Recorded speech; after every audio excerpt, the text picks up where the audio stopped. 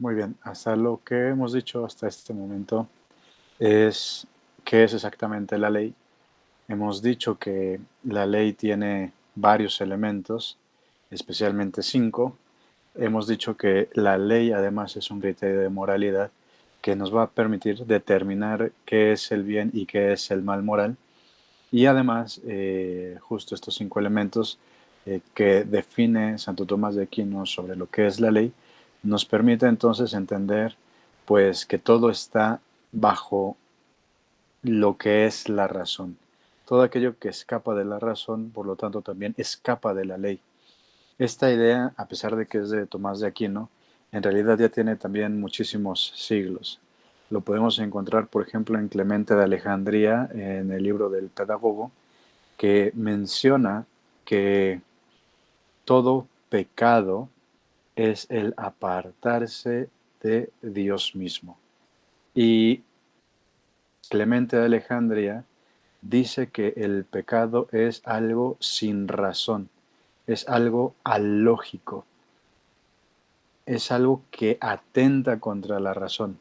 Por lo tanto, los mandamientos, los mandatos, las leyes que nosotros tenemos, no solamente es alejarse de la razón divina, sino que es alejarse de la razón, es atentar contra la razón misma, es ir contra la razón.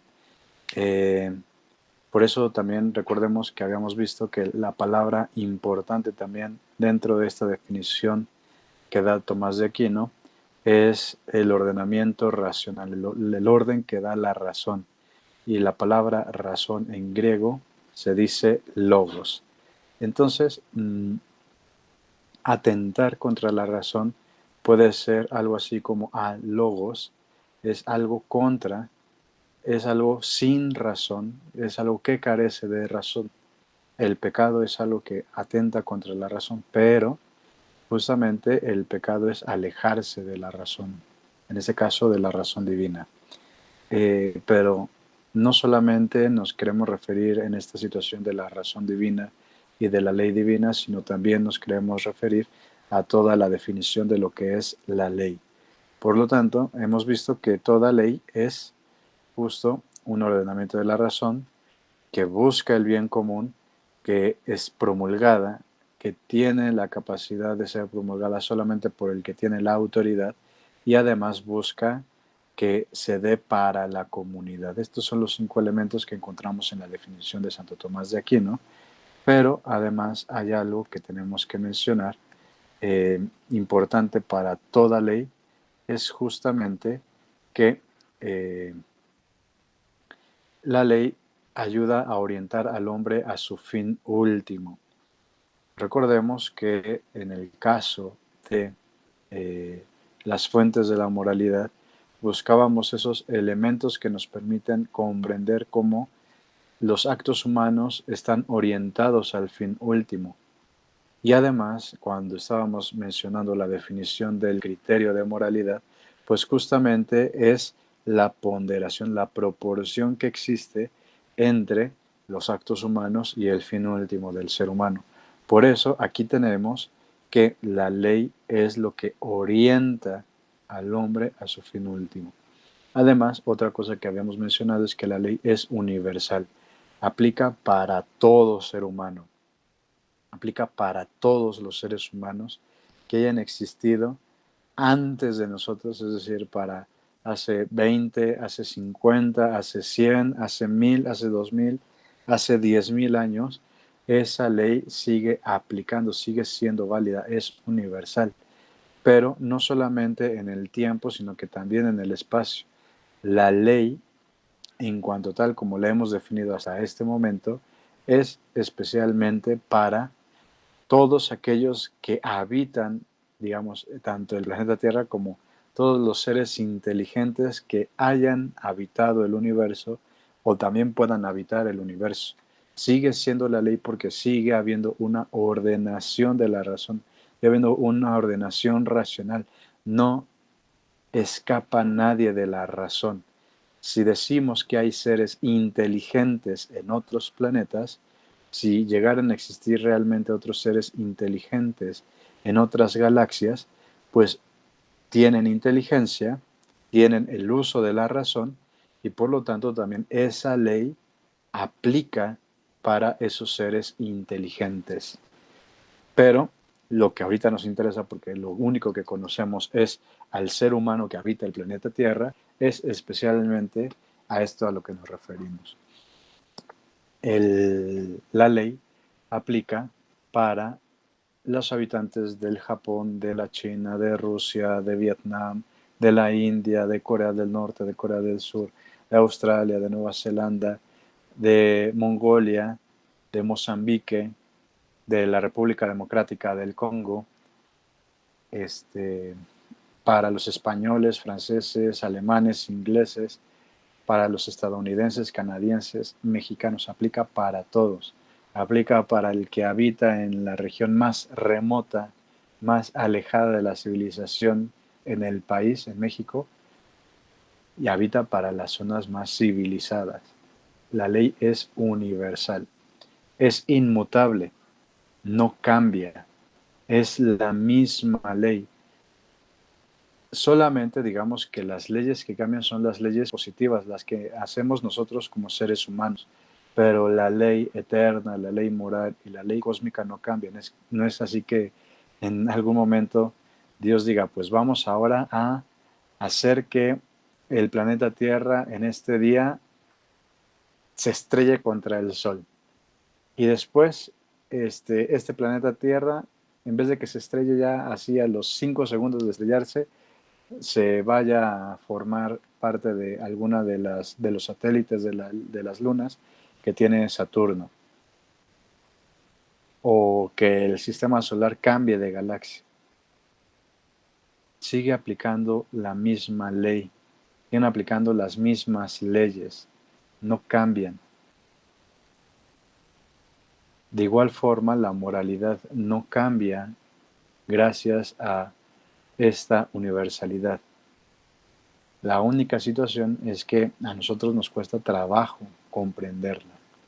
Y entonces estábamos mencionando además que existen 4 tipos de leyes: la ley eterna, la ley moral o la ley natural, la ley cósmica y la ley positiva que hacemos nosotros como seres humanos a la ley humana.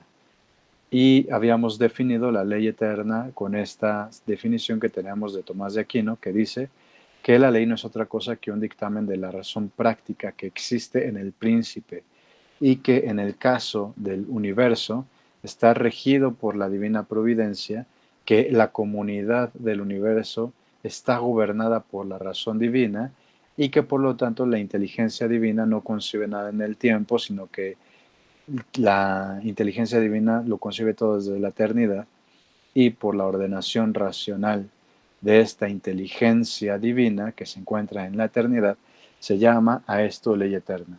Solamente para que se puedan dar un poco cuenta cómo es que Tomás de Aquino ha ido pensando esto, tenemos justamente aquí la Suma Teológica, la primera parte de la segunda parte, y la definición de ley eterna se encuentra en cuestión 93. Antes de abordar justamente lo que es la ley eterna, pues ya ha hablado sobre lo que es la ley y menciona, por ejemplo, corresponde ahora tratar de cada una de las clases de leyes. Aquí Tomás de Aquino menciona que hay 6 tipos de leyes: la ley eterna, la ley natural, la ley humana, la ley antigua, la ley nueva o el evangelio y la ley del fomes, que dice Tomás de Aquino que hay que revisar que la ley del fomes se explica a través del pecado original. Pero ahora que va a hablar sobre la ley eterna, se pregunta 6 cosas. Primero, ¿qué es la ley eterna? Que es ya lo que hemos desarrollado, ya lo que hemos visto. Si la ley eterna es conocida por todos, sí. La tercera pregunta, si la ley eterna se deriva de ella toda otra ley, es decir, como ya un poco lo he adelantado, ya lo he mencionado, la ley eterna, gracias a esta tenemos la ley natural y la ley cósmica. La cuarta pregunta dice, ¿están sometidos a la ley eterna los seres necesarios? La quinta pregunta, ¿le están sometidos los seres contingentes naturales? y la sexta le están sometidas todas las cosas humanas. Es decir, Tomás de Aquino no se le trata de escapar ninguna cosa.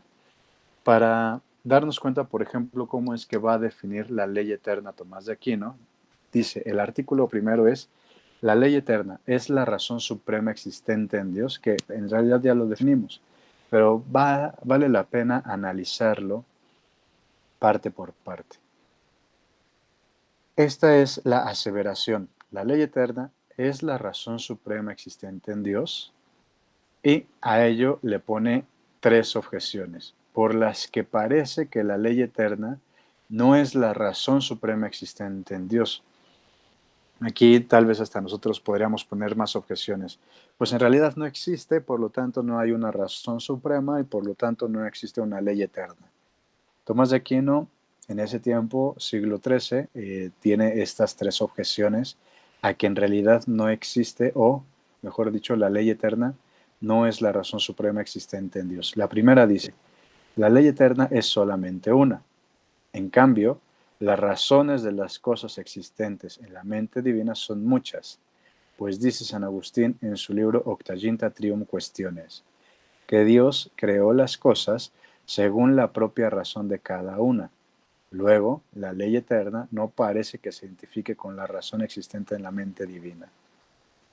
Es decir, decimos que la ley eterna es una, pero en el pensamiento divino hay muchas cosas y estas cosas que las crea según la propia razón de cada una, es decir, de todas las cosas que está pensando Dios. Por lo tanto, debería haber muchas leyes eternas. Por lo tanto, no es una y por lo tanto no existe la ley eterna. Segundo argumento. Como ya dijimos en la cuestión 90, artículo 4, cuestión 91, artículo 1, a la segunda, la promulgación verbal es la esencia a la ley, lo que ya habíamos mencionado anteriormente. Pero en Dios la palabra o verbo es un término personal, mientras que la razón es un término esencial según se expuso en la parte primera de la Suma Teológica en la cuestión 34, artículo primero. Luego, la ley eterna no se identifica con la razón divina. Aquí está analizando ahora su propia definición. La definición de ley que ya también se supone que deben conocer es el tercer elemento que hemos mencionado ahorita en este resumen es que debe ser promulgado y debe ser una promulgación verbal, según Tomás de Aquino. Y Dios dice que la promulgación verbal en Dios es el verbo. Y si ustedes recuerdan, ya también habíamos mencionado que en el caso de Dios, el verbo es la segunda persona de la Santísima Trinidad. Por lo tanto, el verbo es una persona, mientras que la razón es una esencia de Dios. Dios es esencialmente razón. La razón es Dios misma. Luego, la ley eterna no se identifica con la razón divina. Tercer argumento, contra la objeción. San Agustín escribe en el libro de Vera Religione, es claro que sobre nuestra mente existe una ley, que es la verdad. Mas la ley que existe por encima de nuestra mente es la ley eterna. Luego, la verdad y la ley eterna son una misma cosa. Pero como la noción de verdad y de razón no se identifica, síguese que tampoco la ley eterna se identifica con la suprema razón. Es bastante clara esta definición porque justamente está haciendo un silogismo, primer silogismo, primer argumento, primer juicio. Nuestra mente existe una ley, que es la verdad.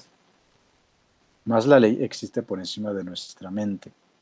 Más la ley que existe por encima de nuestra mente es la ley eterna. Es decir, nosotros tenemos una verdad, esta verdad está por encima de nosotros, que se encuentra a través de la ley eterna. La verdad y la ley eterna son una misma cosa, porque la verdad es también eterna. Pero como la noción de verdad y razón no son iguales, porque si no sería, no tendría razón de hablar de verdad. Yo diría que mi razón es verdad, pero en la realidad es que no es así. No se identifican, síguese que tampoco la ley eterna se identifica con la suprema razón. Ya que ha presentado Tomás de Aquino las tres objeciones por las cuales esta afirmación de la ley eterna es la razón suprema existente en Dios, ahora va a poner un argumento en contra de estas tres objeciones. Dice, está lo que San Agustín escribe en el primer libro de Liber Arbitrio. La ley eterna es la razón suprema a la que siempre hay que someterse.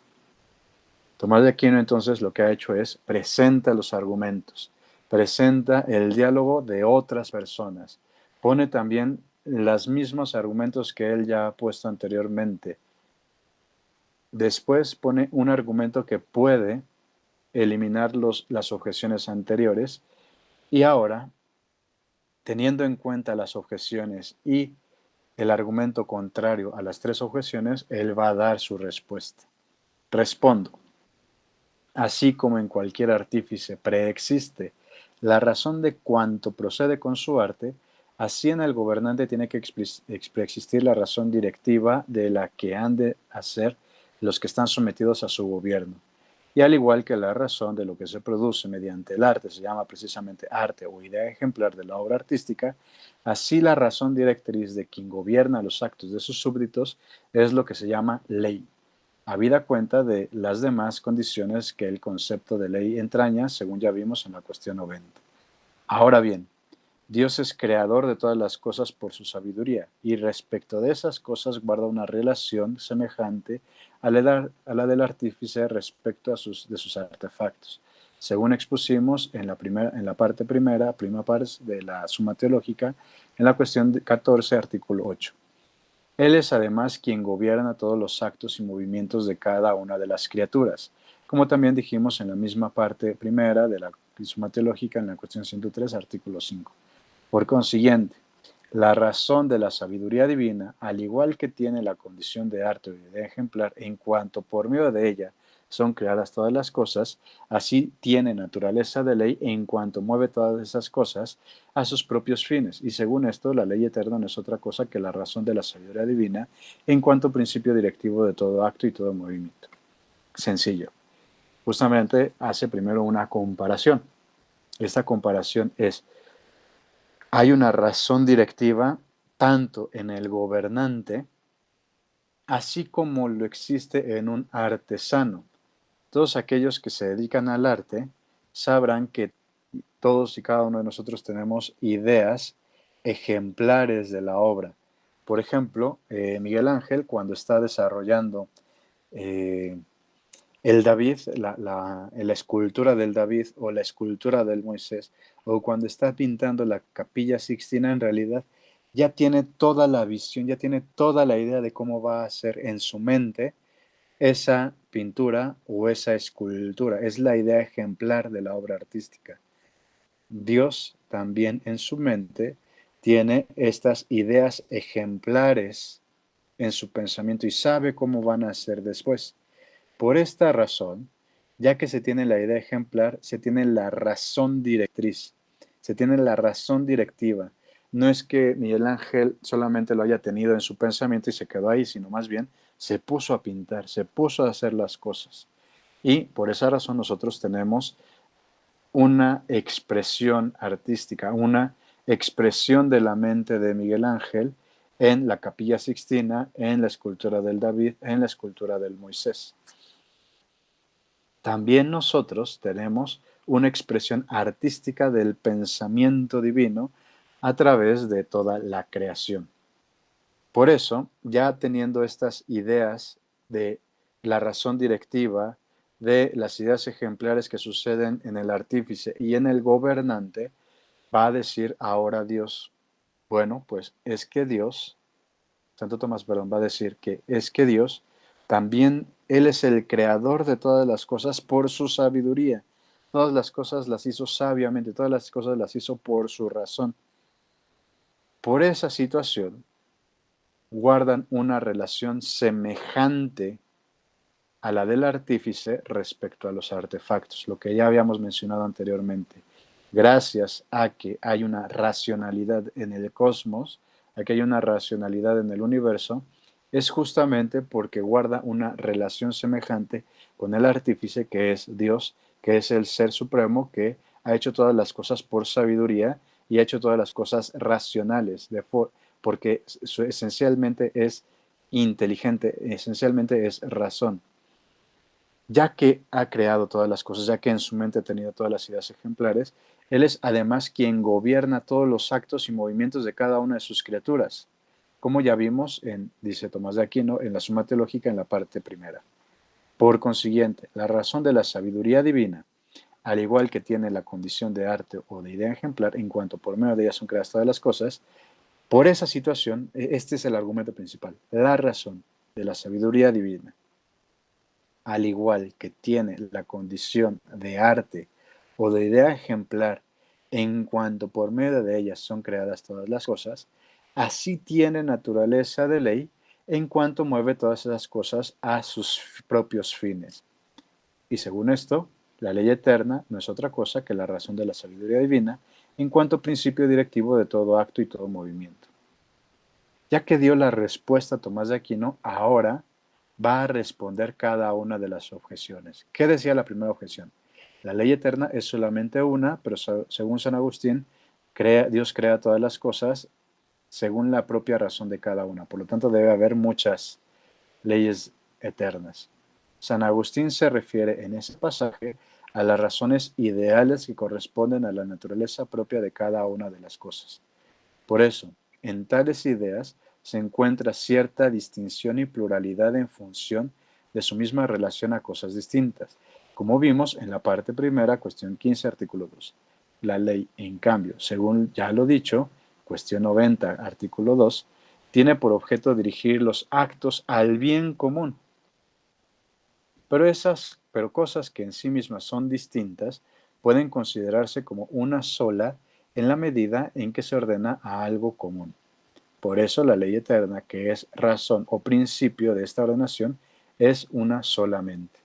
Entonces, lo que aquí Tomás de Aquino está mencionando, pues es cómo en realidad San Agustín está hablando primero de esta idea de las razones o también de las ideas ejemplares que existen en la mente divina, que hay una pluralidad de ideas. En realidad esa pluralidad de ideas se dirigen todos los actos al bien común, como ya lo definió en la palabra de ley. Por eso, las cosas en sí mismas son distintas, pueden considerarse como una sola en la medida en que se ordenan a algo común, es decir, al bien común. Si nos ponemos a pensar la situación también en todo el país, pues hay muchas visiones del país, hay muchas visiones de México. De hecho, recordarán y sabrán todos ustedes que nosotros vivimos en una democracia, pero esta democracia es una democracia pluralista porque en la democracia hay una pluralidad de visiones. Pero esa pluralidad, esa distinción, en realidad se pueden gobernar gracias a que se consideran una sola en la medida en que se ordenan a algo en común, que es el bien común. Por esa situación, la ley eterna es solamente una. Segunda objeción. Dice, como ya dijimos, la promulgación verbal es esencial a la ley, pero en Dios la palabra o verbo es un término personal, mientras que la razón es un término esencial, según se expuso en la primera parte de la Suma Teológica. Luego la ley eterna no se identifica con la razón divina. A eso es a lo que va a responder aquí. 2. En una palabra cualquiera se pueden considerar dos aspectos: la palabra misma y lo que con ella significa. Así, la palabra oral es un sonido proferido por la boca del hombre, con el cual se expresa todo lo que el hombre quiere significar. Y lo mismo pasa con la palabra mental humana, que no es sino algo concebido por la mente con lo que el hombre expresa interiormente lo que piensa. Pues bien, en Dios la palabra, que es una concepción intelectiva del Padre, es término personal, y sin embargo se expresa con él todo lo que hay en la ciencia del Padre, ya sea esencial o personal. Ya también las obras de Dios, como se ve por San Agustín en el capítulo 15 de Trinitate, y entre las cosas expresadas por esta palabra está también la ley eterna. Pero de esto no se sigue que la ley eterna sea en Dios un atributo personal, si bien se apropia al Hijo debido a la afinidad que hay entre razón y palabra. Si se dan cuenta, las definiciones que da Tomás de Aquino, los argumentos que da Tomás de Aquino, son pesadas, son argumentos complejos. Aquí empieza por algo sumamente sencillo. La palabra se puede entender de dos formas. La palabra misma y lo que con ella significa. Cuando yo utilizo la palabra aguacate, pues justamente es la palabra de aguacate, pero ¿qué significa la palabra aguacate? Todavía más. Cuando yo hablo de la palabra substancia, yo tengo la palabra substancia, pero la palabra substancia tiene un significado. De hecho, podríamos decir que es polisémico. Si yo utilizo la palabra substancia con algún físico y con algún químico, seguramente están pensando tal vez en el hidrógeno, el oxígeno, el oro, la plata, el cobre. Pero si yo utilizo la palabra substancia con un filósofo, estamos hablando de un significado completamente distinto. Así, la palabra oral es un sonido preferido por la boca del hombre. Al hablar substancia, ustedes están entendiendo substancia. Pero cuando hablamos del significado es la palabra mental humana, que no es sino algo concebido por la mente con lo que el hombre expresa interiormente lo que piensa. Ya habíamos mencionado anteriormente que justamente hay algunas cosas que nos suceden en nuestra psicología, que nos suceden en nuestra psique, y que hay veces que ni siquiera sabemos qué nombre tienen. Y al no darle nombre, entonces no sabemos realmente expresar lo que interiormente estamos pensando y lo que interiormente estamos viviendo. Eso es el significado. Hay veces, por ejemplo, ahorita otra vez utilizando una palabra, hay veces que se habla de la palabra albur y en México cuando hablamos de albur pues pensamos, el significado es de un doble sentido, pero especialmente con una connotación sexual. Pero hay veces que la palabra albur en otros aspectos en México, en otros aspectos también en el mundo hispanohablante, pues justamente tiene otro significado, es como una burla. En realidad, cuando nosotros hablamos de albur en México, no es una burla, más bien es una situación de una connotación sexual que tiene un significado, un doble, un triple, un cuádruple significado. Entonces es justamente esta idea. Yo puedo hablar de una palabra, ustedes escuchan la palabra, pero tal vez estamos hablando de una cosa totalmente distinta. Pues bien, en Dios la palabra, que es una concepción intelectiva del Padre, es decir, concepción intelectiva, volvemos otra vez a la misma situación de que es una idea, es lo que significa, es un término personal. ¿Por qué? Porque justamente el pensamiento divino es esencial, es Él mismo. Dios mismo es pensamiento, por eso es término personal, pero además el verbo, la palabra divina, también es término personal porque es una persona. Es la segunda persona de la Santísima Trinidad. Y sin embargo, se expresa con él todo lo que hay en la ciencia del Padre. Ya un poco lo que mencionábamos anteriormente. Dios habló una sola palabra en la eternidad, Cristo. Gracias a esta única palabra, gracias a este único verbo, se expresa en Cristo todo lo que hay en la ciencia, en el conocimiento de Dios Padre, ya sea esencial o personal, es decir, ya sea la parte esencial de Dios mismo, la omnipotencia, la omnisciencia, la seidad, la unidad, la eternidad, etcétera, o personal, la persona del Padre, la persona del Hijo, la persona del Espíritu Santo, la relación que existe entre el Padre y el Hijo, la relación que existe entre el Hijo y el Espíritu Santo, la relación que existe entre el Padre y el Espíritu Santo. Ya también las obras de Dios, es decir, toda la creación. Solamente conociendo a Cristo, conociendo esta palabra, este verbo, entendemos la parte esencial, la parte personal y también la creación divina. Como se ve por San Agustín en el capítulo 15 de Trinitate.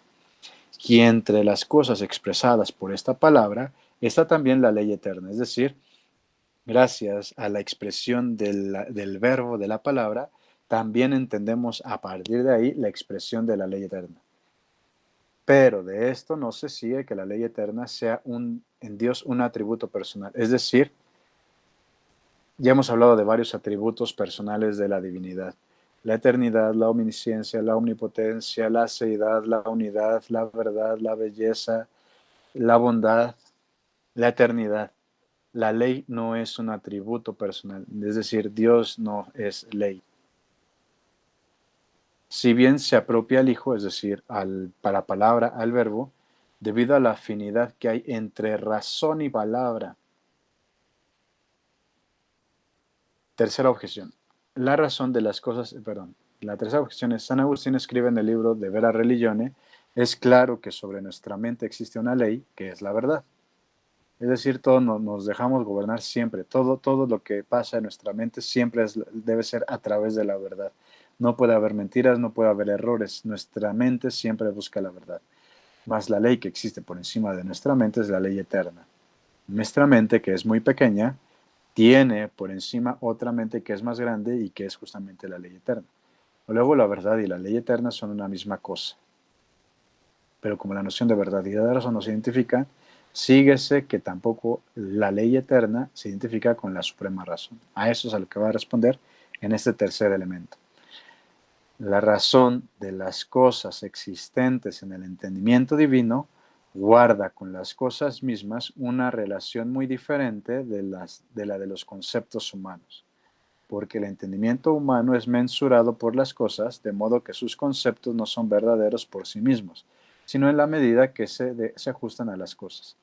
Y así el juicio humano es verdadero o falso según que las cosas sean o no sean.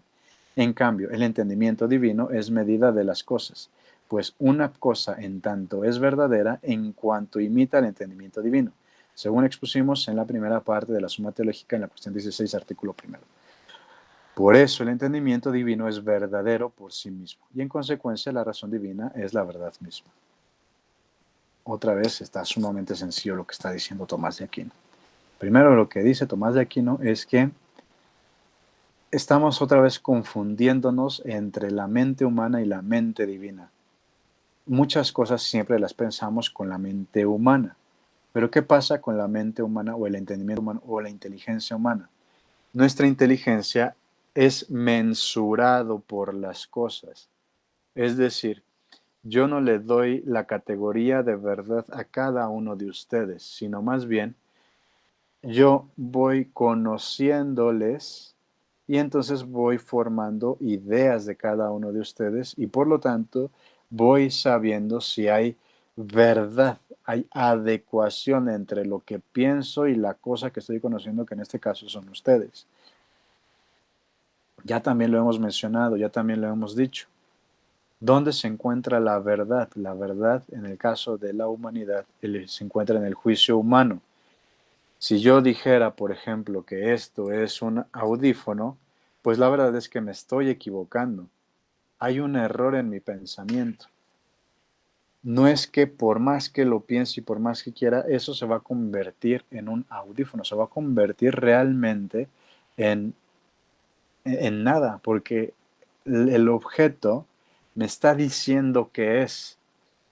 Yo más bien con mi inteligencia me he equivocado al decir que es esta cosa. Pero no así en el caso de Dios.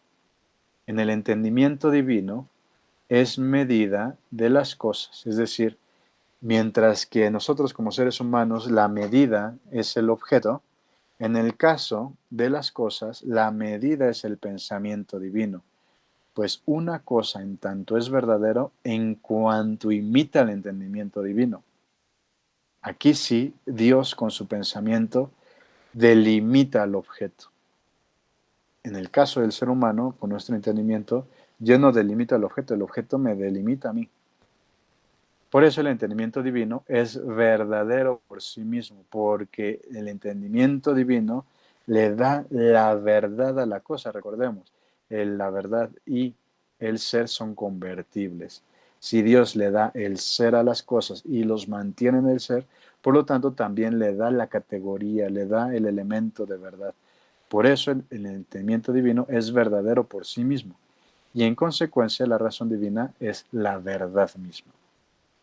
Así, Santo Tomás de Aquino se las gasta con todas y cada una de las preguntas que se hace. No vamos a ir analizando todas, solamente me interesa ir y que ustedes conozcan las respuestas que da Tomás de Aquino. Ya si ustedes quieren conocer qué es lo que dice Tomás de Aquino en las objeciones y la respuesta a las objeciones, pues entonces pueden irlas analizando. En el caso de la segunda pregunta, ¿la ley eterna es conocida de todos? O sea, ¿por qué hablamos de la ley eterna? Ustedes seguramente ni siquiera habían escuchado de la ley eterna. Por lo tanto, parece ser que la ley eterna no es conocida de todos. Santo Tomás de Aquino responde, teniendo en cuenta las tres objeciones, teniendo en cuenta el contra. Santo Tomás de Aquino responde, una cosa puede ser conocida de dos maneras, en sí misma y en sus efectos, en los que siempre se contiene cierta semejanza de ella. Es decir, en los efectos existe cierta semejanza de la cosa conocida.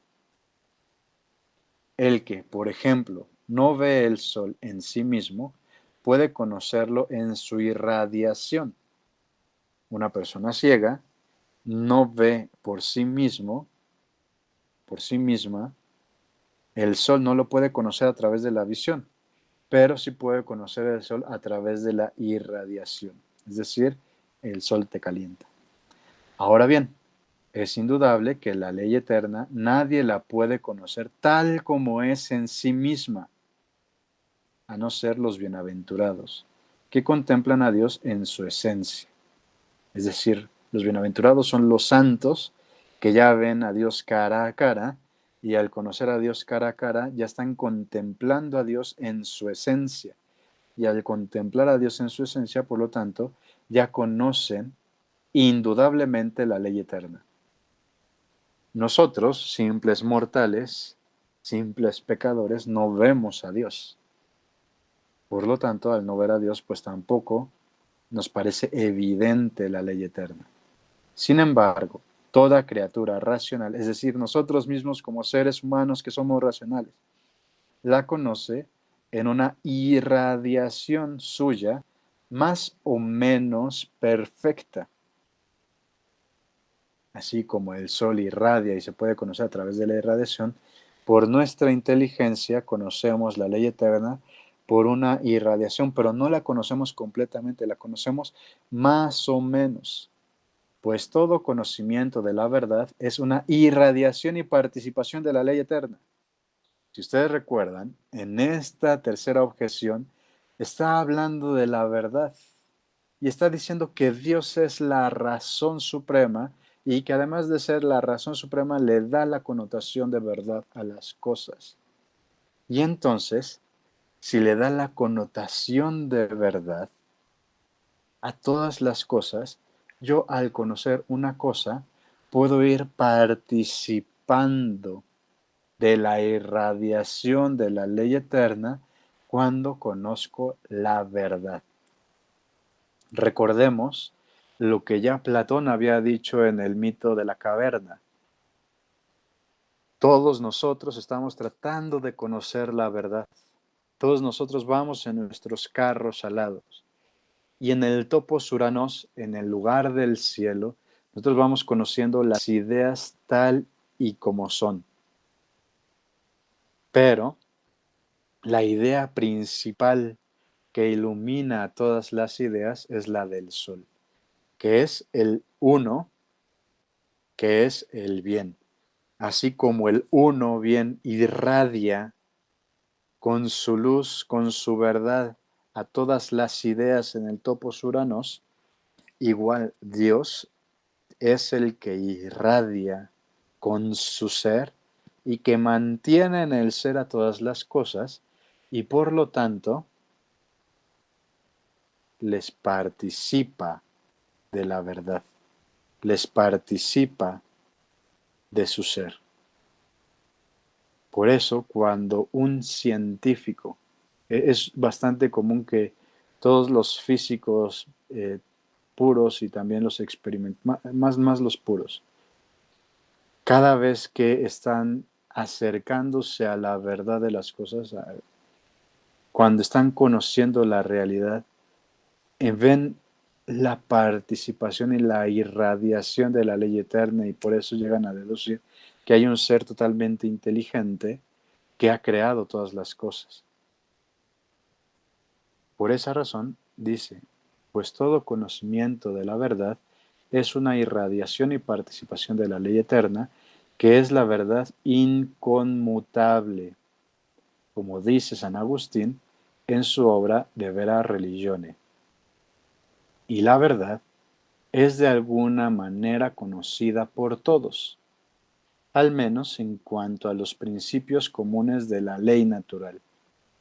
Todos y cada uno de nosotros, por ser seres racionales, todos y cada uno de nosotros, por gozar de inteligencia, conocemos o tratamos de conocer la verdad. La situación es que hay veces que nos equivocamos, por eso la ley eterna se conoce más o menos perfectamente, porque la verdad es accesible a todos, no está cerrado para nadie. Todos accedemos a esa verdad porque tenemos inteligencia y podemos acceder a él.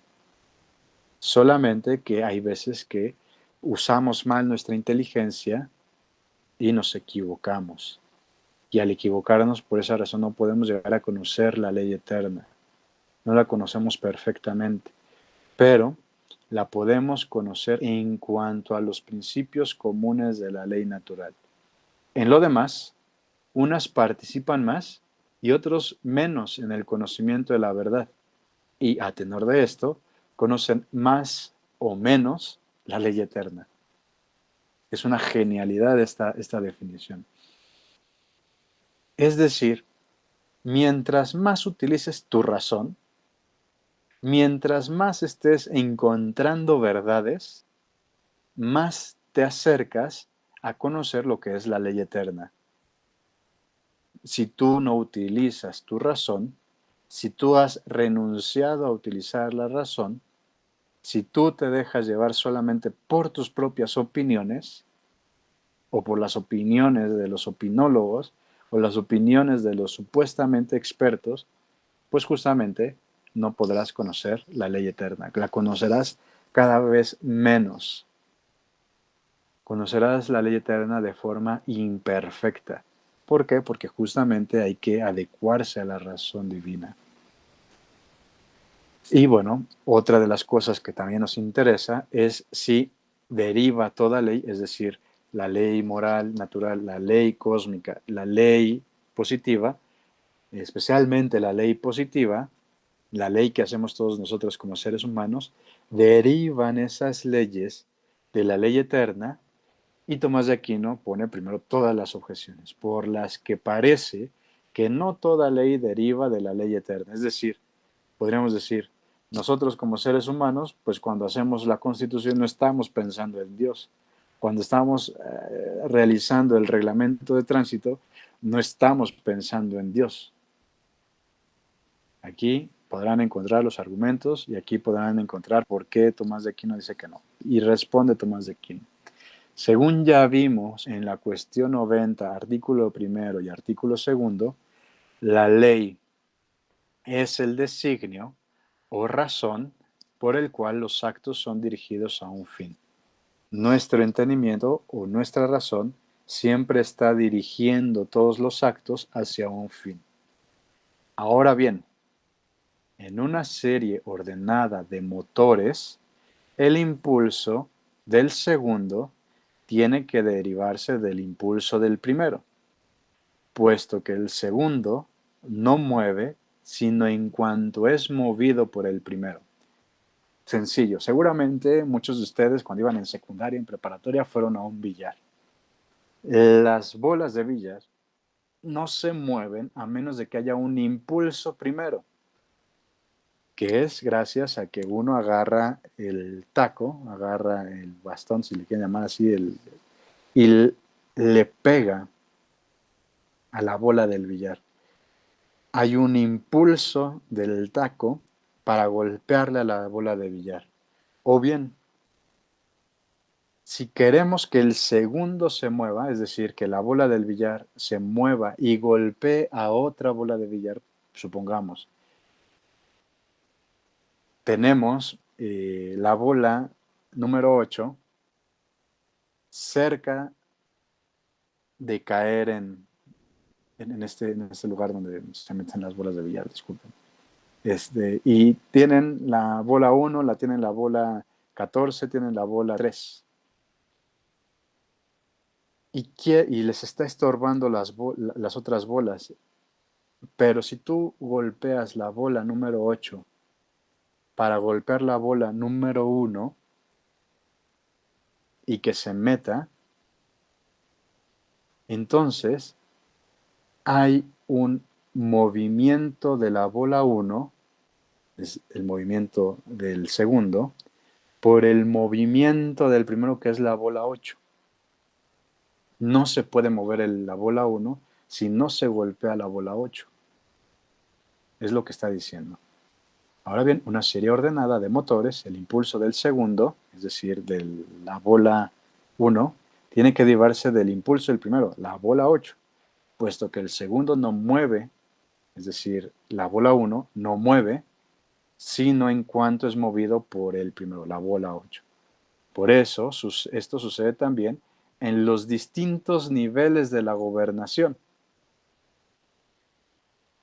Podríamos decir, por ejemplo, el rector de la Anáhuac, pues justamente es el primer motor que mueve a sus vicerrectores, y sus vicerrectores a la vez mueven a los directores de facultad, y los directores de facultad mueven a su vez a los directores de carrera, y los directores de carrera mueven a su vez a los maestros, y los maestros mueven a su vez a los estudiantes. Hay una gobernación. Hay distintos niveles. Para que se pueda mover el último, que es el estudiante, debe haber un movimiento desde el primero, donde vemos que las normas de gobierno se derivan del jefe superior a sus subalternos. Por ejemplo, las disposiciones relativas al gobierno de un Estado derivan del rey, mediante las órdenes que imparte a sus ministros. E igual acontece en el campo de la técnica, donde la dirección de la obra procede del arquitecto y se transmite a los oficiales inferiores que la han de realizar con sus manos. Así pues, siendo la ley eterna la razón o el plan de gobierno existente en el supremo gobernante, todos los planes de gobierno existentes en los gobernantes inferiores necesariamente han de derivar de la ley eterna. Y estas razones o planes de los gobernantes inferiores son todas las demás leyes menos la ley eterna. Por consiguiente, toda ley, en la medida en que participa de la recta razón. Recordarán ustedes que hemos dicho que hay 3 criterios de moralidad: la ley, la recta razón y la conciencia. La ley y la recta razón son los criterios objetivos, y aquí ya está hablando del segundo criterio de moralidad objetivo, la recta razón. Por consiguiente, toda ley, en la medida en que participa de la recta razón, se deriva de la ley eterna. Si no hay recta razón, por lo tanto, no hay derivación de la ley eterna. Ninguna ley se puede derivar si no hay recta razón. Oye, entonces, por ejemplo, si el día de mañana el gobernante o los gobernantes deciden aprobar la pedofilia, pues ya está en la ley. Sí, está en la ley positiva, pero eso no significa que emane de la ley eterna, porque no participa de la recta razón. Por eso dice San Agustín en el libro primero del Libre Arbitrio que nada hay justo y legítimo en la ley temporal, es decir, en la ley humana, no hay nada justo y legítimo en la ley temporal que no hayan tomado los hombres de la ley eterna. Entonces, esta frase es contundente. Si la ley humana se dice que es justa y legítima, es gracias a que ha sido tomada de la ley eterna. Oye, pero no conocemos la ley eterna. Justamente es la pregunta anterior. ¿Es conocida por todos la ley eterna? Pues sí y no. No es conocida por todos porque justamente hay personas que no utilizan su razón. Hay personas que no utilizan la recta razón. Hay personas que sí usan su recta razón y hay personas que sí utilizan su inteligencia. Mientras más verdades puedan conocer, mayor participación de la ley eterna. Los gobernantes, por esa razón, deben ser sabios. Los que ostentan un poder, los legisladores, los que también están en el ámbito judicial, también tienen que ser sabios. No dejarse llevar por ideologías, no dejarse llevar por moches, por dejarse llevar por la corrupción. Porque sí podemos pasar leyes siempre y cuando me den una lana. Las personas, todos y cada uno de nosotros, podemos acceder a la ley eterna siempre y cuando usemos correctamente, por eso dice aquí, recta razón. No es una razón torcida, no es una razón equivocada, no es una razón errónea, es una recta razón. Y si usamos de nuestra recta razón, por lo tanto, podemos alcanzar a conocer las verdades, y si llegamos a conocer las verdades, por lo tanto, podemos alcanzar lo que es a conocer la ley eterna, y al conocer la ley eterna, entonces podemos hacer leyes que sean justas y legítimas. Vamos a pasar rápidamente solamente a la pregunta 6 que dice, todas las cosas humanas están sujetas a la ley eterna, dice, por las que parece que no todas las cosas humanas están sujetas a la ley eterna. Es decir, las constituciones, todo lo que nosotros hacemos como seres humanos, pues en realidad parece que no están pensando en la ley eterna. Tomás de Aquino responde, como ya expusimos en el artículo 5, ¿cuál es el artículo 5? Los seres físicos contingentes, yo, al tener este cuerpo, soy físico y además soy contingente, es decir, puedo ser, puedo no ser, seguramente mañana me puedo morir, pasado mañana me puedo morir, en un mes puedo morir. Como ya expusimos en el artículo 5, una cosa puede estar sujeta a la ley eterna de dos maneras. Primera, participando de ella por vía de conocimiento, por nuestra inteligencia. Segunda, sometiéndosele por vía de acción y de pasión al participarla en calidad de principio motor intrínseco. Es decir, que la segunda manera hay un principio motor dentro de esas cosas contingentes, en este caso, en el ser humano, podríamos decirlo, porque también hay otras cosas que también se les puede someter de vía de acción-pasión en principio motor intrínseco. De esta segunda manera están sujetas a la ley eterna las criaturas irracionales de la segunda manera, como dijimos antes. Es decir, a las plantas, a los minerales, a los animales, se les participa de la ley eterna como principio motor intrínseco por vía de la acción y de la pasión. Recordarán que habíamos dicho que lo que buscamos es un fin, que la ley también busca un fin. ¿Cuál es el fin, por ejemplo, de un mosco, un mosquito? Bueno, pues ahí justamente está la ley eterna actuando. ¿Cuál es el fin de una lavanda? Bueno, pues ahí está también el, la ley eterna. En cambio, la naturaleza racional, es decir, nosotros como seres humanos, ¿cómo? Además de lo común con las demás criaturas, es decir, pues también soy contingente, por lo tanto también hay un sometimiento a la ley eterna por esta vía de acción y pasión.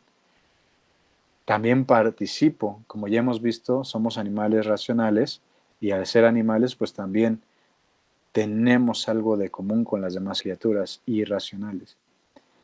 Tiene la peculiaridad de su condición racional. Es decir, además de que tenemos cosas en común, tenemos la peculiaridad de nuestra razón. Se encuentra sometida a la ley eterna de ambas maneras, es decir, por vía de conocimiento y sometiéndosenos según la vía de acción y pasión al participarla en calidad de principio motor intrínseco. Porque posee en cierto modo la noción de ley eterna, como ya vimos en el artículo 2, que dice el artículo 2, sí, la ley es conocida por todos, y además en cada una de las criaturas racionales existe una inclinación natural hacia lo que está en consonancia con la ley eterna.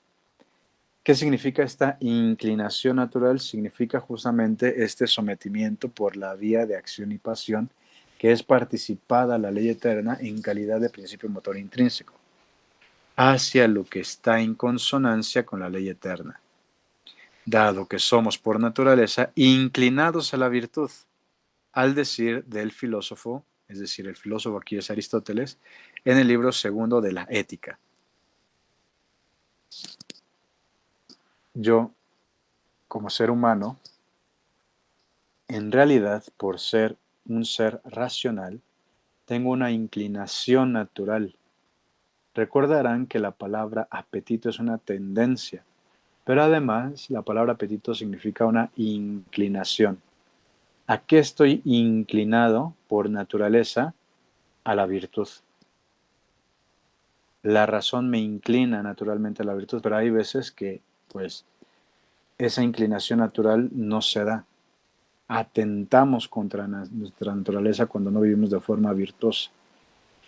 Sin embargo, ambos modos de sometimiento, por la razón, es decir, por vía del conocimiento y por vía de acción y pasión,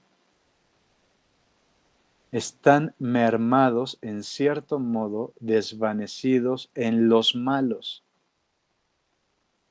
Una persona que ya ha intimado con el mal, recordemos esta idea que habíamos mencionado con el libro del Génesis, que cuando Eva y Adán comen del árbol del fruto del conocimiento del bien y del mal, comer del fruto del bien y del mal significa ya estar intimando con el mal.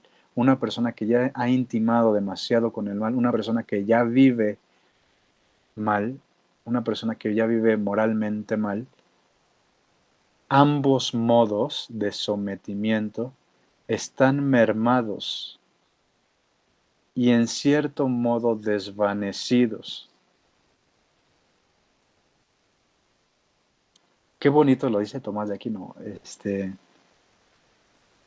aunque obviamente eso es algo muy malo, ¿no? Muchas personas que ya han intimado con el mal, por más que tú les digas que hay una ley, deja si quieres de lado la ley eterna. Por más que le digas que tiene que respetar la ley, que debe vivir en justicia, que debe vivir según el derecho, ya por el simple hecho de estar intimando con el mal, de alguna forma está mermado y desvanecido en esa persona. Por eso, cuando una persona platica con una persona que ya es mala, que ya ha hecho muchos males, es como si estuvieras hablándole a la pared, es como si estuvieras hablándole a un burro. Hay una frase filosófica muy famosa que dice, puede más el burro negando que Santo Tomás demostrando. Aquí vemos cómo ha demostrado muchísimas cosas ya Tomás de Aquino. Pero por más que sigamos demostrándole a esa persona que está mal, justamente esa persona no alcanza a ver que está mal porque ya ha intimado tanto con el mal que estos dos modos de sometimiento, por vía del conocimiento y por la vía de la acción y de la pasión, están mermados los dos y en cierto modo desvanecidos, porque en ellos la inclinación natural a la virtud está estragada por el vicio. Recordarán que el acto humano es pleno conocimiento de la inteligencia y entero consentimiento de la verdad. Si hemos dicho que tenemos esta inclinación natural a la virtud, pero ya ha intimado tanto con el mal, ya vive esa persona sin razón, ya vive irracionalmente, está estragada por el vicio.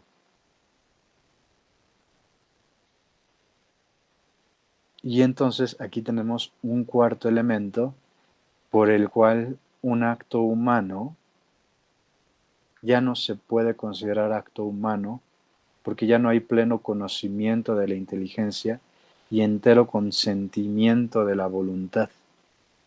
Ya ha sido arrastrado por el vicio. Si ustedes vieron las crónicas de Narnia, especialmente el de El Príncipe Caspian, recordarán que los animales antes hablaban. Al inicio, ya cuando regresan Peter, Lucy, Susan y Edmund a Narnia, pues se encuentran con un oso. Lucy se encuentra con un oso y trata de ir a saludar al oso. Y entonces se da cuenta que el oso ya no es racional, ya no habla, sino que ahora ya se volvió totalmente pasional, ya ataca. Y entonces le responde uno de los enanos a Lucy, es que ya hay tanto mal en Narnia que los animales olvidaron a hablar. En el primer libro de las crónicas de Narnia, Aslan, cuando crea todo Narnia, crea a todos los animales y se acerca a los animales de en parejas y cuando toca, por ejemplo, con su hocico a los ciervos, toca con su hocico a las marmotas, toca con su hocico a los elefantes, etcétera, empiezan a hablar. Y les dice Aslan, ustedes tienen la capacidad de hablar. Los otros animales que no he tocado con mi hocico no tienen la capacidad de hablar. No vayan a vivir como ellos, porque si viven como ellos, entonces perderán la capacidad de hablar. El vicio, en el tercer libro del Príncipe de Caspian, hace que los animales olviden el habla. Ha estado mermado y en cierto modo desvanecido el habla en los animales. De igual forma, en el ser humano, cuando ya hemos intimado tanto tiempo con el mal, la ley está mermada y desvanecido. Muchos de nosotros hemos intimado tanto con el mal que justamente cuando alguien te dice que algo está mal, para ti no lo está, porque ya está desvanecido, casi desvanecido, en cierto modo desvanecido, porque la inclinación natural a la virtud ya está dada por el vicio. Y el mismo conocimiento natural del bien es oscurecido por las pasiones y los hábitos pecaminosos. Recordarán que había dicho que cuando una pasión es muy fuerte, nubla la inteligencia, oscurece a la inteligencia, ya que la persona ha vivido, intimado con el mal ya es su guía, el mal ya es su forma de vida, entonces el conocimiento natural del bien ya no se puede conocer porque está oscurecido por las pasiones y por el vicio o los hábitos pecaminosos.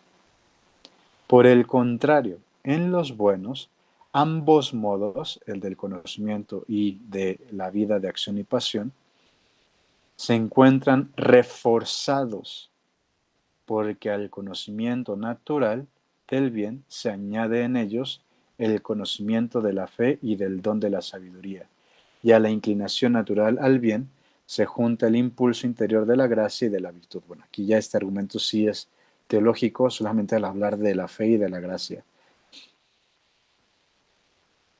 Pero en el caso de los buenos, justamente Tomás de Aquino dice, bueno, es que sinceramente esa persona buena también puede caer en el mal. No significa que ya es buena de por sí. Puede cometer un pecado, puede atentar contra la razón. Y entonces, estar buscando el bien necesita del impulso interior de la gracia sobrenatural, porque si no, entonces podemos estar cayendo en el mal, vivir en el mal y por lo tanto ya dejar de conocer la visión y el horizonte de lo que es el bien. Así pues, los buenos están perfectamente sometidos a la ley eterna, puesto que siempre obran en conformidad con ella. Por su parte, los malos también se someten a la ley eterna de manera ciertamente defectuosa en cuanto a su contribución activa, puesto que la conocen imperfectamente e imperfecta es su inclinación al bien. Una persona que vive desordenadamente, una persona que vive en el mal, pues no le va a parecer obvio, no le va a resultar bueno lo que es el bien, y además podrá decir que no conoce la ley eterna porque vive imperfectamente, ha renunciado a usar la razón, ha renunciado a vivir según la razón y ahora se deja vivir por los placeres. Es decir, ha reducido su capacidad humana y ahora quiere vivir como animal, porque ahora los placeres gobiernan y la razón no. Pero lo que les falta en el plano de la acción se suple en el plano de la pasión. Es decir, no actúan bien moralmente, no actúan bien según la ley eterna y por lo tanto hacen el mal, tienen una inclinación imperfecta, conocen imperfectamente, pero eso no significa que no actúe la ley eterna, sino que ahora la ley eterna es suplida por la pasión. Pero lo que les falta en el plano de la acción se suple en el plano de la pasión, puesto que padecen lo que la ley eterna dispone sobre ellos en la medida en que rehuyen a hacer lo que la ley eterna les pide. Por eso, dice San Agustín en el primer libro del Libre Arbitrio, pienso que los justos obran bajo el influjo de la ley eterna, y en su obra De Catechizandis Rudibus, para justo castigo de las almas que le abandonan, supo disponer según leyes convenientísimas las partes inferiores de la creación. Con esta, con esta pregunta, la sexta pregunta, con esta sexta cuestión, termina la definición de lo que es la ley eterna. Si se dan cuenta, no es que sea muy sencillo de leer a Tomás de Aquino. Leer, entender lo que Tomás de Aquino está diciendo es complicado y hay que ir paso por paso. Espero que ya con estas definiciones, con esto que Tomás de Aquino está mencionando, se pueda entender qué es la ley eterna, uno. Dos, que la ley eterna sí puede ser conocida por todos por el elemento de la verdad. Nosotros no podemos conocer la ley eterna o la conocemos más o menos siempre y cuando conozcamos la verdad, pero si nos alejamos de la verdad de las cosas, si nos dejamos guiar por nuestras opiniones, si nos dejamos llevar por nuestros placeres, si nos dejamos llevar por todos nuestros gustos, por lo tanto no conoceremos la ley eterna. También hemos visto cómo toda ley deriva de la ley eterna siempre y cuando esté de acuerdo conforme con la recta razón. Y además, todo ser humano y todas las cosas humanas, la ley humana, la ley positiva, están sujetas a la ley eterna, pero hay personas que parece ser que no están sujetas a la ley eterna pero se debe a que han intimado con el mal, viven en el mal, viven con el mal, y por lo tanto ya empieza a mermarse el conocimiento del bien, empieza a desvanecerse esa idea de bien, y por lo tanto es muy complicado poder hablar de bien del bien a las personas. Pero a pesar de que han intimado con el mal, a pesar de que han hecho el mal, que siguen haciendo el mal y que viven según sus pasiones y según sus vicios, siguen estando sometidos a la ley eterna por la vía de la pasión, padecen la ley eterna. No lo dice Tomás de Aquino, pero esto me parece a mí interesante. Por ejemplo, cuando hablamos de la ley eterna, podemos pensar en el sexto mandamiento de la ley de Dios, que dice no fornicarás o no cometerás adulterio. Pues la verdad es que puedo vivir una vida adúltera, puedo irme a meter con muchísimas mujeres. ¿Quién me lo impide? La ley eterna, o sea, pues si ya vivo en el vicio, ya puedo andar con una, con otra, puedo cambiar de mujer todos los días o cada semana, cada mes. Puedo vivir en el adulterio. He intimado con el mal. Pero puedo padecer la ley eterna en mi carne a través, por ejemplo, de las enfermedades de transmisión sexual. Porque no estoy viviendo conforme la ley. La estoy padeciendo. No he conocido la ley eterna. No he actuado conforme a la ley eterna, sino que ahora la padezco por no vivir conforme a la ley, conforme a lo que dispone sobre mí la ley eterna, en la medida en lo que yo rehuyo hacer, por lo tanto, lo padezco en mi carne. No es que sea un castigo, no es que Dios haya dicho, bueno, pues si no viven conforme las leyes, pues vamos a ver qué tal les va, ¿no? Sino más bien hay un padecimiento por alejarme de esa ley.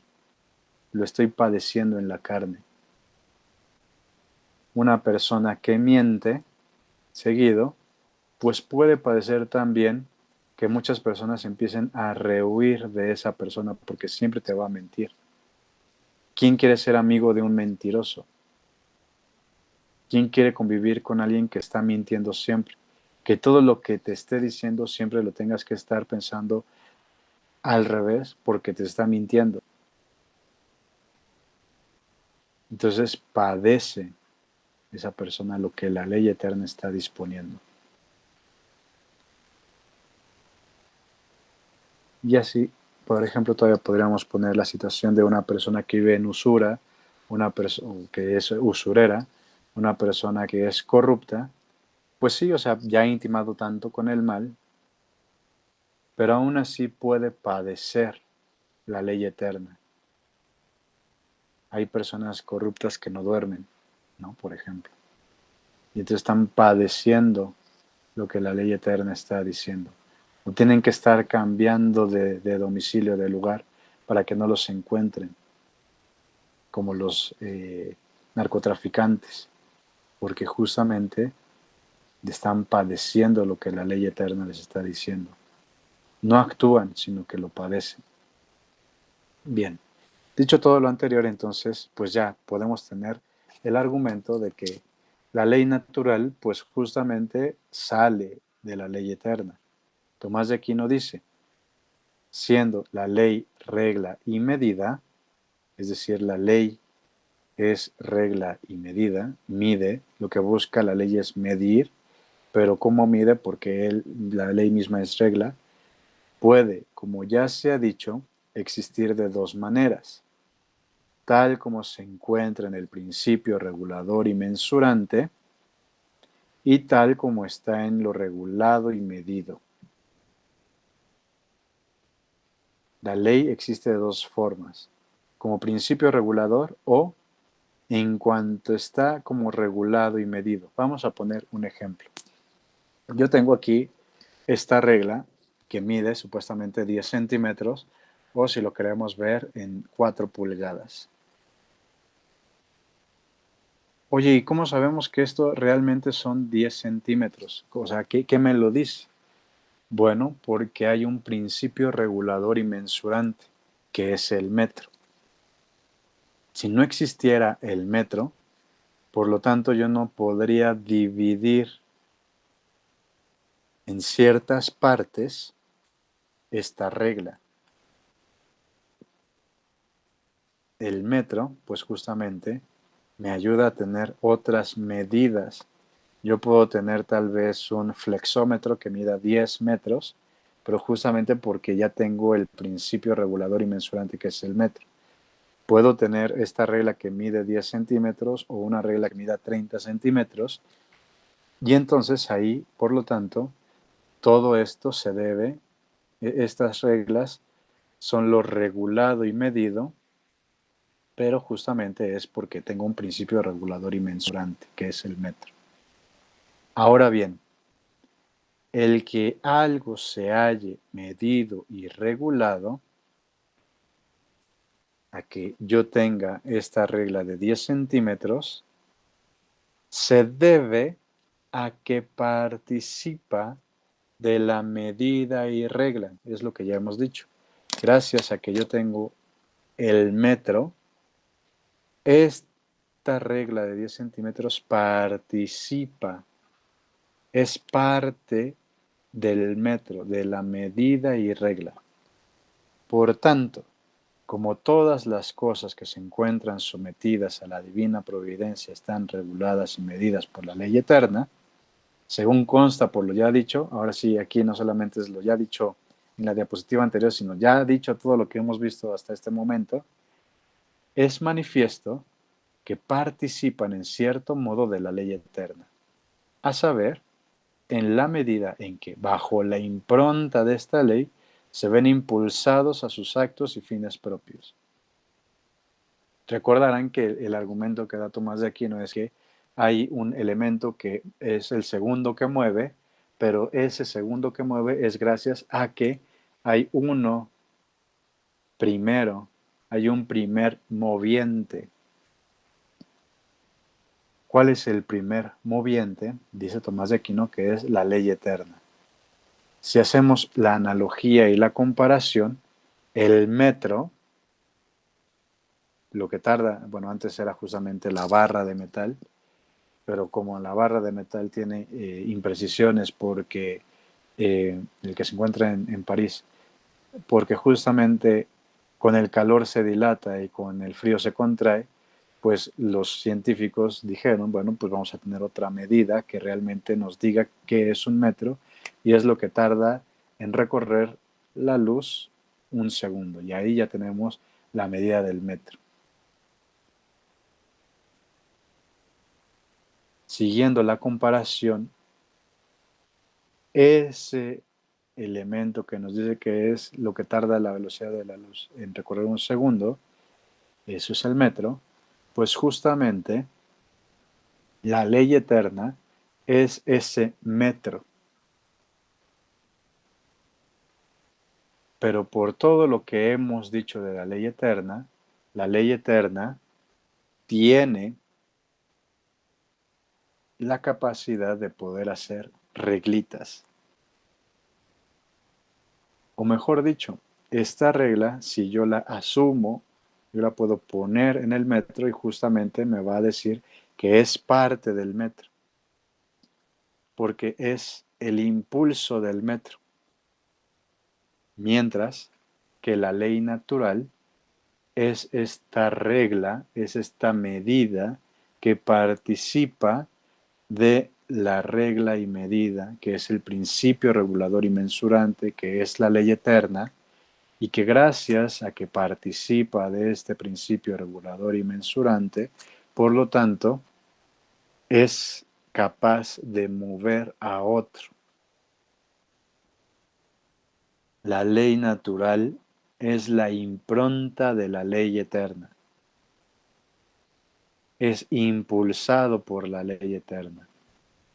Y todavía dice Tomás de Aquino: por otra parte, la criatura racional se encuentra sometida a la divina providencia de una manera muy superior a las demás, es decir, a los animales, a las plantas y a los minerales, porque participa de la providencia como tal, y es providente para sí misma y para las demás cosas. Por lo mismo, hay también en ella una participación de la razón eterna, en virtud de la cual se encuentra naturalmente inclinada a los actos y fines debidos. Vamos a poner un ejemplo. Todos y cada uno de ustedes en realidad actúa como sus padres los han educado. Cada uno de ustedes tiene su razón. Cada uno de ustedes es inteligente, pero no piensa igual que sus papás. Hay algunas cosas que piensan como sus papás, pero además no pueden pensar igual que ellos porque no son ellos, porque no son su razón, pero participan de algo de su razón. Hay veces que las familias piensan casi igual en muchas cosas, porque justamente participan de la razón de los padres. De igual forma, podemos decir, nosotros como seres humanos participamos de la razón eterna porque nuestra razón se encuentra naturalmente inclinada a los actos y fines debidos. No pensamos como Dios porque justamente nuestro pensamiento es muy limitado. Nuestro pensamiento no es divino porque justamente nuestro pensamiento es humano. Tenemos un cerebro, un cuerpo, unas conexiones sinápticas, unos nervios que limitan nuestro pensamiento. Pero podemos participar de la razón divina. ¿Cómo? Porque nos encontramos naturalmente inclinados a los actos y fines debidos. Y esta participación de la ley eterna en la criatura racional es lo que se llama ley natural. Es decir, yo, ser inteligente, todos y cada uno de ustedes seres inteligentes, tienen una naturaleza inclinada a actos y fines debidos. Todos, por tener razón, recordemos que la razón es entendida de dos formas, en sentido estricto y en sentido lato. Aquí, por hablar de razón, estamos hablando de sentido lato, porque tenemos razón, porque somos seres inteligentes, porque tenemos la capacidad racional, porque tenemos un alma racional, porque tenemos un cuerpo racional, tenemos naturalmente la inclinación a actos y fines debidos. Esta inclinación se llama ley natural. Recordarán ustedes que en el caso de los animales, pues hay instintos, y hay muchos instintos de supervivencia en los animales. Hay una inclinación natural del animal a la supervivencia. Pero nosotros, como seres humanos, por tener racionalidad, por ser criaturas racionales, nosotros sí tenemos estos instintos animales, pero además tenemos una inclinación a los actos y fines debidos. ¿Cuáles son los actos y fines debidos? Los que marca la ley eterna. Pero no podemos conocer la ley eterna completamente, pero sí podemos conocer la ley natural, porque en nosotros se encuentra esta inclinación natural. De aquí que el salmista, tras haber cantado, sacrificado un sacrificio de justicia, como si pensara en los que preguntan, ¿cuáles son las obras de justicia? Es decir, ¿Cuáles son los actos y fines debidos? ¿A qué estamos realmente inclinados como actos y fines debidos? Responde, la luz de tu rostro, Señor, ha quedado impresa en nuestras mentes. Como diciendo que la luz de la razón natural, es decir, no tenemos que argumentar, bueno, es que en el Éxodo, cuando Moisés sube al monte Sinaí, Dios les da las tablas de la ley, Dios les da los 10 mandamientos. No, no. Tomás de Aquino dice, sí, naturalmente, porque tenemos esta naturaleza racional, estamos inclinados a actos y fines debidos. Oye, pero pues la realidad es que no conocemos esos actos y fines debidos. Bueno, la luz de la razón natural es la que nos ayuda a discernir entre lo bueno y lo malo. Esa luz natural de la razón, esa luz de la razón natural no es otra cosa que la impresión de la luz divina en nosotros. Por eso, siguiendo esta idea del Salmo, dice, muchos dicen, ¿quién nos mostrará el bien? Esa pregunta es fundamental. Recordarán que era lo que nos estábamos preguntando en el objeto. ¿Quién nos dice qué es el bien? Todavía antes, en las primeras clases, pues el bien depende de cada uno de nosotros, ¿no? Y entonces, si el bien no depende de cada uno de nosotros, ¿quién nos va a mostrar el bien?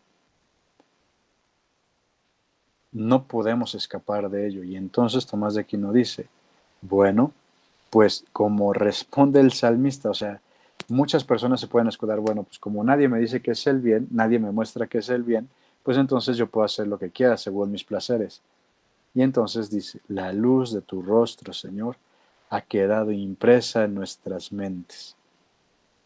Es decir, el ser humano, por su propia naturaleza, por la propia fuerza de la razón humana, puede ayudarle a discernir entre el bien y el mal. ¿Qué tal es el cometido de la ley? La ley nos ayuda a discernir entre lo bueno y lo malo. Recordarán que el objeto de las fuentes de la moralidad nos dice qué es el bien y qué es el mal. Pero pues todavía no habíamos llegado a esa situación, o sea, ¿y qué es el bien y qué es el mal? Justamente la ley es lo que nos ayuda a discernir entre lo bueno y lo malo.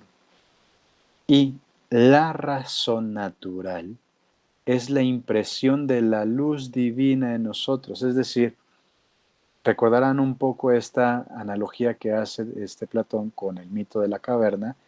El sol es lo que ilumina completamente el cielo y la fogata es lo que ilumina la caverna.